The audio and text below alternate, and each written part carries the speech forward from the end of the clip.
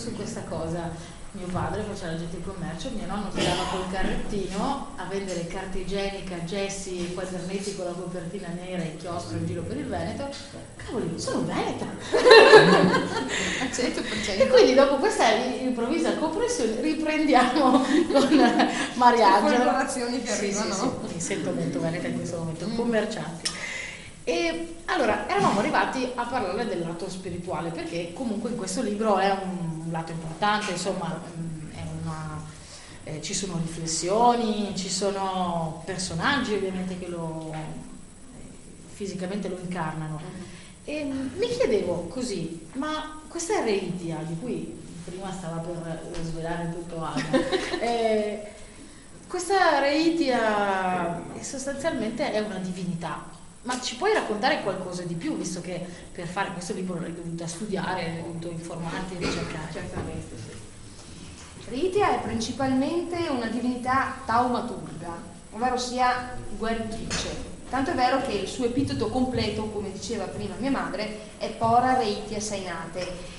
Pora è il nome della divinità degli Euganei, il popolo che i Veneti hanno trovato migrando, appunto, vi dicevo prima, dalle pianure a sud del Baltico, e con i quali sembra si siano fusi abbastanza pacificamente, tanto appunto da adottare come il doppio nome per la loro divinità. Reitia ben inteso, e Sainate, che significa sanante, colei che guarisce. È strettamente legata all'acqua, l'elemento acqua che tutti sappiamo possiede proprietà curative. Sappiamo delle fonti termali di Abano, di Montegrotto ad esempio. Ma questa associazione della divinità femminile all'acqua non è esclusiva dei Veneti. Mi viene in mente ad esempio la dea Sulis di Bath, acqua Sulis all'epoca dei Romani in Inghilterra, e in tempi più recenti la Madonna di Lourdes. Ritroviamo sempre il divino femminile anche nel cristianesimo, è associato all'acqua. È associata anche al parto, tanto che i greci la paragonavano alla loro Artemide. Forse non tutti lo sanno, ma Artemide non era soltanto la dea della caccia, la romana Diana, era anche la dea della nascita ed era la protettrice delle levatrici. Ancora Reitia era associata al passaggio inteso sia spiritualmente che fisicamente, un passaggio spirituale, un passaggio importante nella vita di una persona, per esempio dall'infanzia all'età adulta, e poi più avanti da una condizione, adesso si dice single, a quella coniugale, più avanti ancora nel momento della morte, che era vista come un passaggio semplicemente da un tipo di esistenza ad un'altra. Passaggio fisico, come può essere, non so, un guado oppure un passo montano. Ricordo l'esistenza del passo Rezia era il nome latinizzato di Reitia. Inoltre, dato che a est esisteva una famosissima scuola di scrittura, personalmente ritengo, ma è una cosa che gli archeologi non nominano, probabilmente non si pronunciano in questo senso, ritengo che Reitia fosse associata anche alla scrittura e quindi un po' come il dio egizio Tot sia preposta alla saggezza e alla conservazione della memoria. Ecco, questo in sostanza un po' una carrellata delle caratteristiche di Reitia. Bene, abbiamo parlato dei Veneti antichi, dei Celti, di Reitia, adesso entriamo nel succo della nostra serata. Dobbiamo parlare di questo libro. Io gli ho dato una letta, ovviamente, mi sono soffermata e mi sono fatta un'idea che è pieno di guerriere e spacca tutto. Cioè, queste donne pazzesche, wow, incredibili. Come mai? Domanda, come mai? Raccontami di questi personaggi, raccontami qualcosa di più sulla tua scelta di proprio delle loro specifiche caratteristiche. Beh, allora definirle guerriere spacca tutto, un po' riduttivo, sì, ma mi ricorda un po' troppo Xina, no? Questa guerriera fortissima che appunto arrivava e spaccava tutto. Non so se ve la ricordate, un telefilm australiano degli anni 90, dove c'era questa qui tutta bardata, incredibile, che poi saltava da un'epoca all'altra, faceva dei musical a un certo punto. Era una cosa un po' sconvolgente, però dicono che negli anni 90 girasse tanta cocaina per questi set, e che quindi insomma era uso essere così creativi, diciamo, mettiamola così. Ecco, sì, mettiamola così. In realtà le mie guerriere agiscono in nome della giustizia. Vengono chiamate ad esempio a difendere i diritti dei deboli nei confronti dei prepotenti, oppure anche magari più prosaicamente a scortare qualche carovana dai predoni, per difendere dai predoni, ma sempre con questo senso di giustizia, di portare quindi la luce, come la chiamo io, della giustizia, della Dea nel mondo. Ti interrompo un attimo, perché vale la pena forse di soffermarsi. Non ti sembra un po' strano, pericoloso, in un momento storico come quello che stiamo vivendo, parlare di giustizia? Forse anche un po' pretenzioso, forse. Ma la giustizia è un valore universale che vale per qualsiasi epoca e per qualsiasi realtà geografica o culturale. Io lo sento un tema molto attuale, ma è attuale in tutte le epoche storiche. Ma che tipo di giustizia queste sacerdotesse di cui tu hai scritto praticano? Che tipo di giustizia è? Non sono proprio, non ho capito bene. Che ne so, cercano una giustizia universale, una giustizia divina, cercano di lasciare le persone al loro destino perché alla fine ci penseranno gli dèi. Che giustizia è? Ho capito, no, non è una giustizia mistica, è una giustizia pratica, quotidiana, tutti i giorni. Se c'è faccio un esempio, un giovinastro che tartassa un vecchietto per strada, una sacerdotessa di Ritia si sente in dovere di intervenire, prendere questo giovinastro per le orecchie e magari di suonarvele un pochino, tanto per fare un esempio proprio terra a terra. Poi magari ci sono anche le cose più nobili, le cause maggiori, ma la giustizia, ovvero sia l'equità delle cose, è una delle missioni delle guerriere. D'altra parte le guaritrici va da sé che portano invece sollievo a chi sta male. Scusate.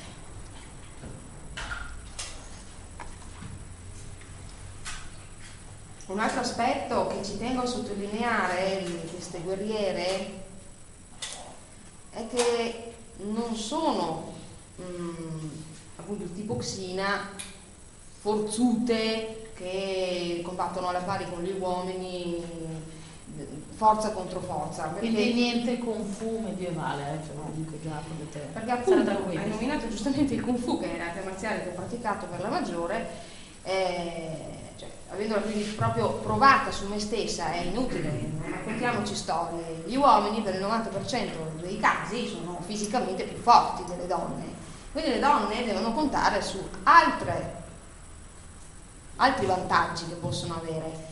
Il mio maestro di Kung Fu era alto 1,65 m e pesava 55-60 kg, eppure è stato 5 volte campione d'Europa.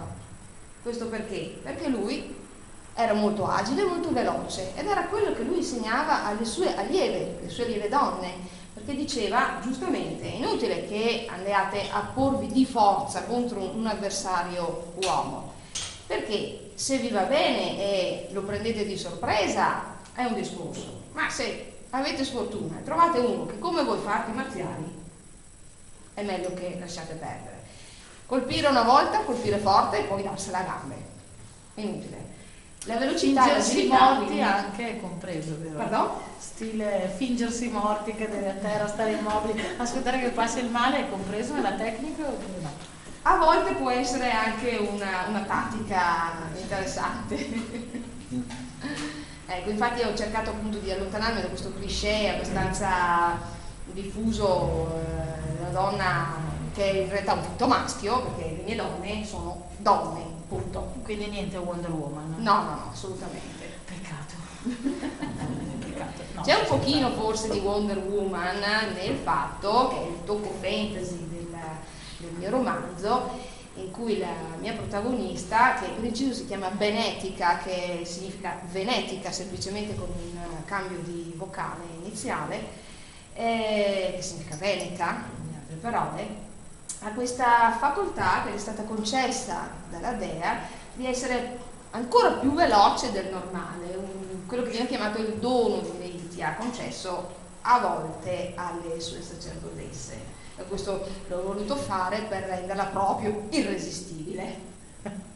Beh, allora, io non lo so se voi avete mai sentito parlare di questa tecnica con cui si affrontano i libri, si chiama fast reading. Ed è una tecnica perché noi siamo tutti gente che ha molto da fare, lavoriamo tante ore. Sì, il libro è bello, però ci abbiamo tempo sostanzialmente. E allora io ho obbligato Mariangela a fare una versione fast reading del suo libro, significa la lettura veloce.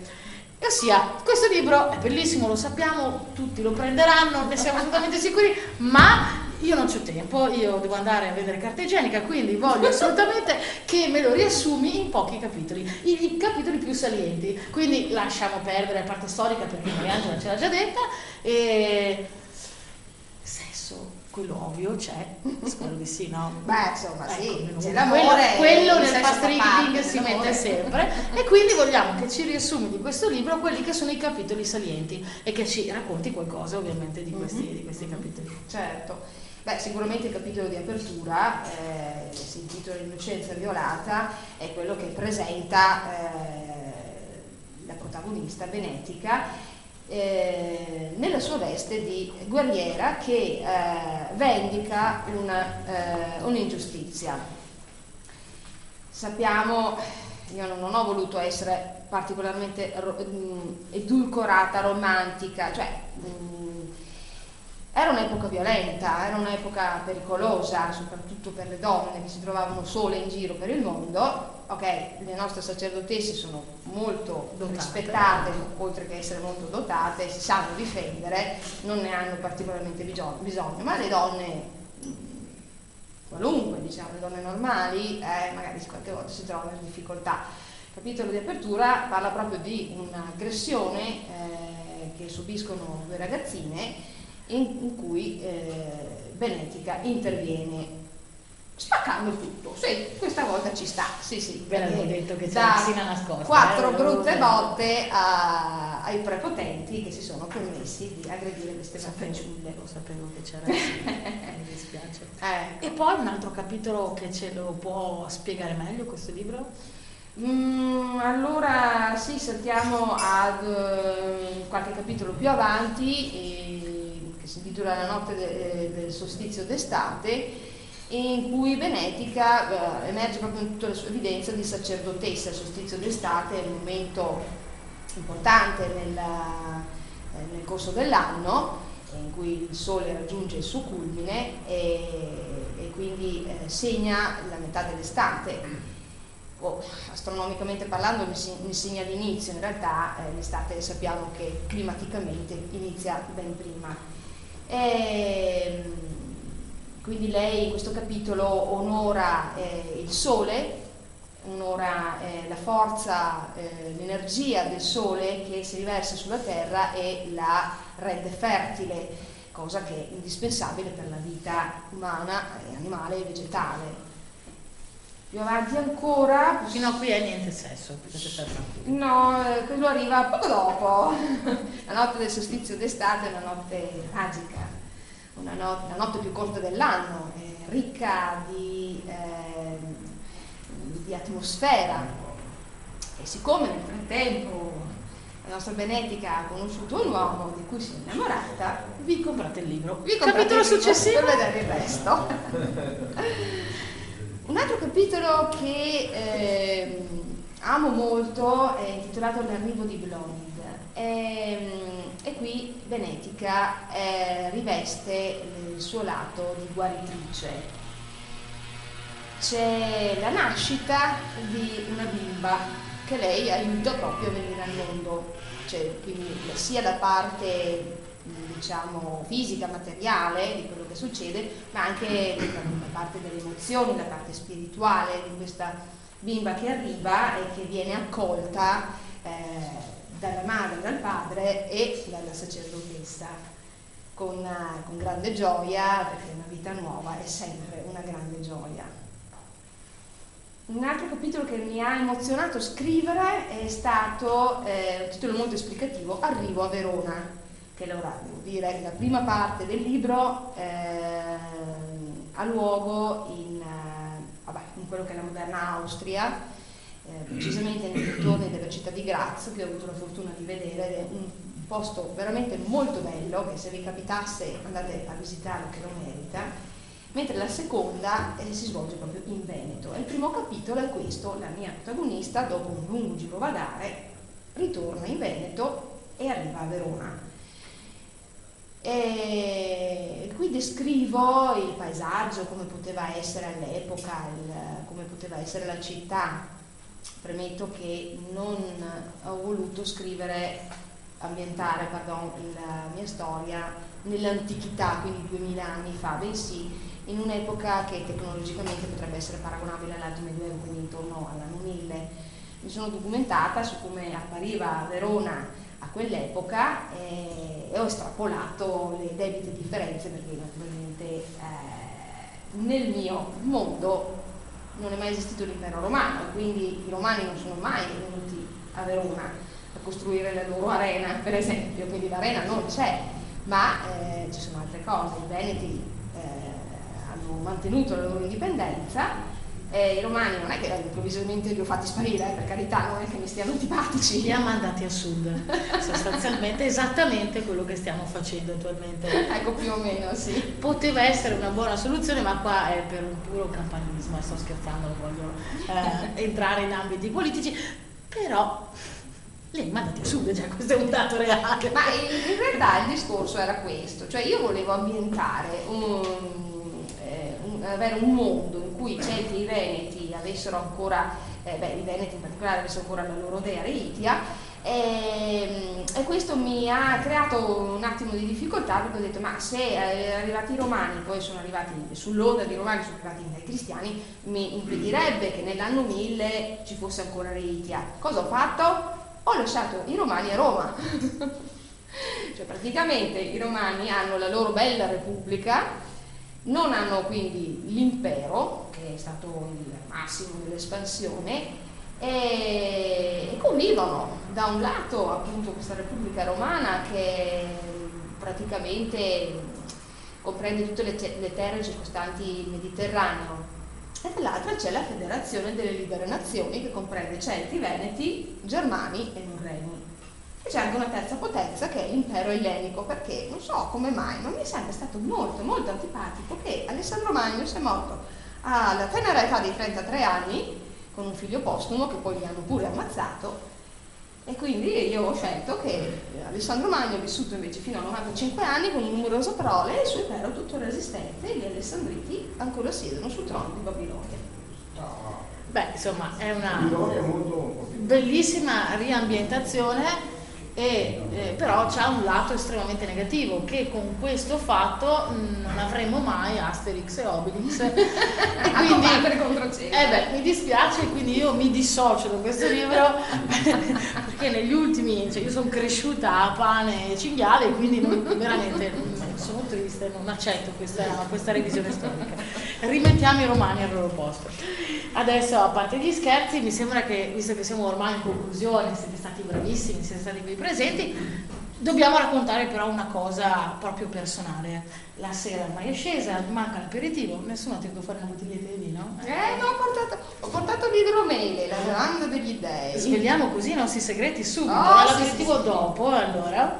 E ci ci stiamo rilassando e noi quando ci rilassiamo diventiamo curiosi.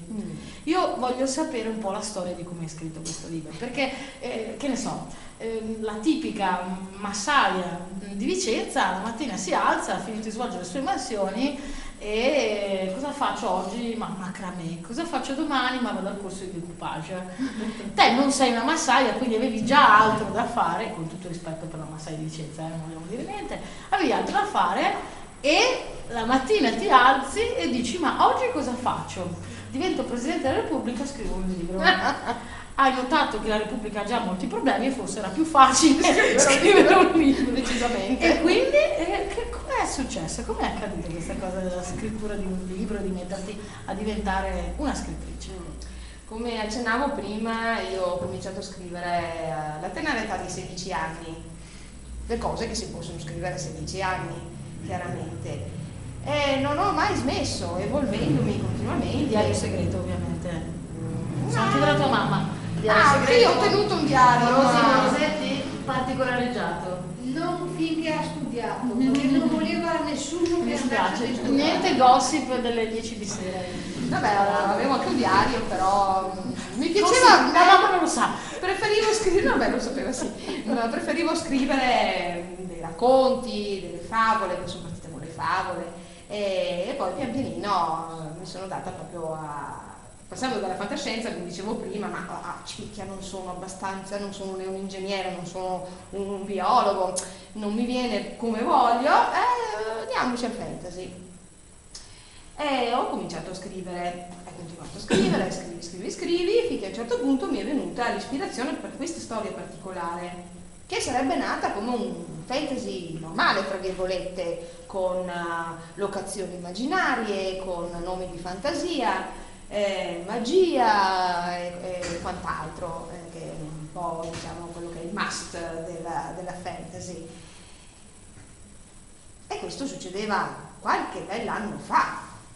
Poi la cosa è rimasta lì nel cassetto. Qualche mese fa ho incontrato Monica, la conoscevo già da tempo addietro. Ed è uscito questo discorso che lei scriveva, io scrivevo, ma fammi leggere anche tu. C'è stato uno scambio culturale. E ho fatto leggere questo racconto, questo romanzo. E lei ha fatto un'osservazione a cui non ero arrivata da sola, cioè mi ha detto, ma questa dea che descrivi nel tuo libro potrebbe benissimo essere Reitia. Perché non adatti la storia e la rendi più nostra, più veneta? Subito sono andata nel panico. Caspita, ho detto, ma io non ho le competenze storiche, non sono un Valerio Massimo Manfredi, neanche un Gordon Russell per poter dire faccio un romanzo storico.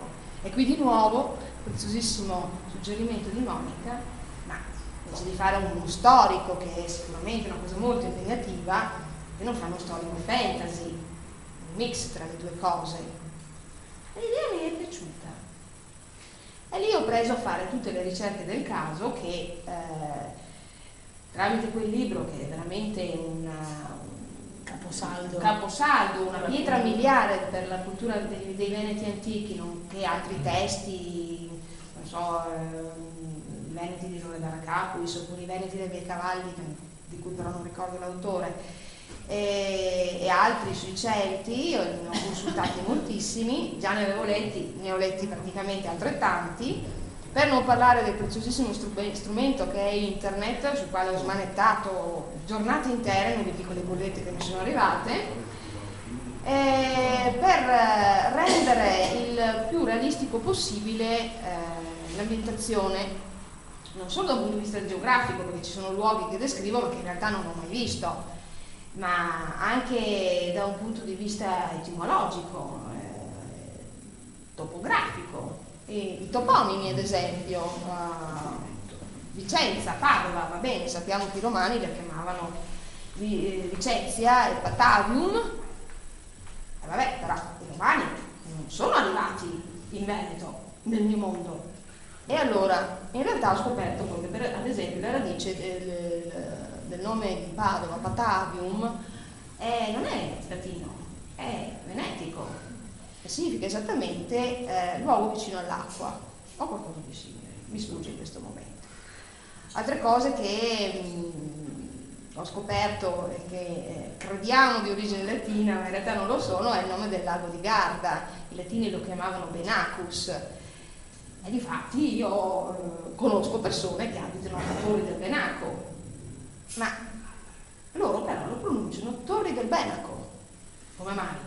La cosa mi ha molto incuriosito, sono andata alla ricerca di questa cosa e cosa ho scoperto? In realtà Benacus, nome latino, era derivato da un precedente toponimo celtico, Bennacus, quindi con lo spostamento dell'accento tonico, che significa dei molti promontori. Sono piccole curiosità che a me personalmente hanno appassionato, perché sono appassionata di etimologia, una cosa che secondo me di nuovo mi viene da Tolkien, che a sua volta era un grande appassionato di questo discorso. Io però ti interrompo un attimo, perché questo che tu ci stai dicendo è molto bello, molto importante, ma noi siamo curiosi, questa è l'ora della calma, del relax, vogliamo sapere quando scrivevi.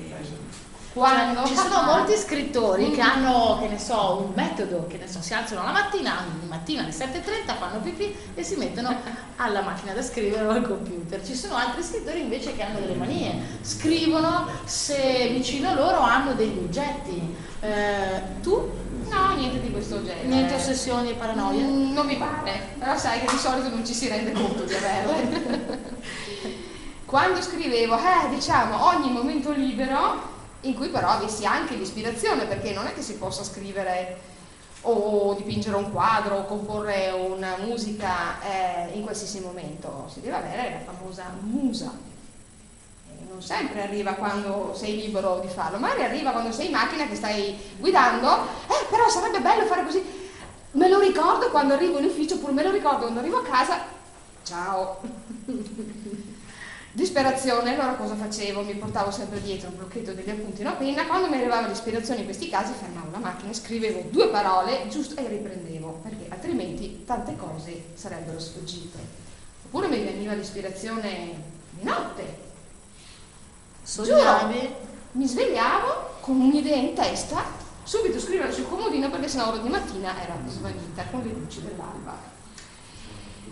Io lavoro come tutti, quindi potevo scrivere di sera, nei fine settimana, durante le vacanze. Mi sono impegnata, nella prima stesura, quella versione fantasy, diciamo, mi ha preso sicuramente 6 o 7 mesi. La chiamiamola revisione in versione veneta, anche comunque 4 o 5 mesi lo stesso, perché sono abbastanza maniaca. Ecco, forse la mia ossessione è questa, quello di voler essere il più precisa possibile nel riportare le cose. Quindi hai documentato molto e ti sei informato. Sì, moltissimo. Beh, io direi che abbiamo raccontato tutto, però mi sembra giusto e corretto, magari ci sia qualche domanda da parte vostra. Vi siete un po' incuriositi, spero, dopo questa chiacchierata. C'è qualcuno che ha qualche domanda, qualcosa da chiedere a Mariangela? Prego. Ecco, nelle scene di cura con le erbe, gli effetti delle erbe sono realistici, sono inventati? Bella domanda, sì. No, sono realistici. Mi sono documentata in modo molto approfondito e ho anche chiesto la consulenza di una mia amica erborista di professione che mi ha dato molti consigli. Devo dire che con soddisfazione ho notato che avevo fatto pochi errori e che i suoi sono stati proprio, diciamo, dei riassestamenti oppure delle puntualizzazioni. Tra l'altro una cosa sulla ricerca sulle varie erbe che ho fatto, in cui siamo cadute in errore entrambe, sia io che una professionista come la mia amica Lisa, è stata quella di non citare erbe che non esistevano in Europa. Ad esempio io avevo fatto una scena in cui per abbassare la febbre la venetica utilizzava eucalipto, ma l'eucalipto è originario dell'Australia. Dall'altra parte, per un'altra scena, la mia amica Lisa mi suggeriva l'erba luigia, ma l'erba luigia è originaria del Sud America, e chi lo sapeva questo, visto che noi siamo abituati a fare anche la grappa con l'erba luigia, sappiamo che è un grande digestivo. Quindi è scattata la mia mania della precisione, tutte le erbe che citavo dove sono originate. Ecco, allora finché erano originari, non so, nel Medio Oriente o nel Nord Africa poteva anche andare bene, potevano essere importate, ma se erano di altri continenti, meglio di no. C'è qualcun altro? Qualche altra domanda? E questa tua maniacale ossessione per la precisione anche nei rituali è abbastanza... Io ho letto così sfuggiando quello della benedizione di questa bambina che nasce che abbiamo iniziato. Sono contenta che tu me lo dica perché ha emozionato anche me quando la scrivevo. Ecco, diciamo che quello che noi sappiamo degli antichi riti dei Veneti è ben poco. Cioè quello che gli archeologi sanno sono quello che è rimasto fisicamente di questi riti, ovvero sia ad esempio, non so, le tracce del fuoco sulla roccia, i fuochi votivi che bruciavano, ma in che modo per esempio accendevano questi fuochi? Usavano dei legni particolari, di piante particolari perché ritenute sacre, utilizzavano piante diverse in momenti dell'anno diversi, questo non lo sappiamo. Quindi lì ho dovuto lavorare di fantasia basandomi anche sulle tradizioni popolari che sono giunte a noi attraverso appunto i secoli. Sappiamo che alcuni riti legati ad esempio al grano si facevano ancora negli anni 50 quando c'era il raccolto e veniva portato per la benedizione in chiesa. Sicuramente i nostri antenati, quando non erano ancora cristiani, facevano benedire il grano dalle divinità che in quel momento loro adoravano. Scusami. C'è qualcun altro? No, io volevo fare una domanda un po' spigolosa. Spigolosa? Vabbè, vediamo se... No, perché magari potrei suscitare la sensibilità. No, la domanda è questa: tu ti rivolgi in un mondo che era prettamente pagano, no? Mm-hmm. È vero che magari hai citato varie volte che lo hai scritto in maniera fantasy, Mm-hmm. ma tu pensi con questo libro di non suscitare un po' la sensibilità di chi ha della riluttanza verso il paganesimo, e cioè a incidere un po' sul mondo cristiano?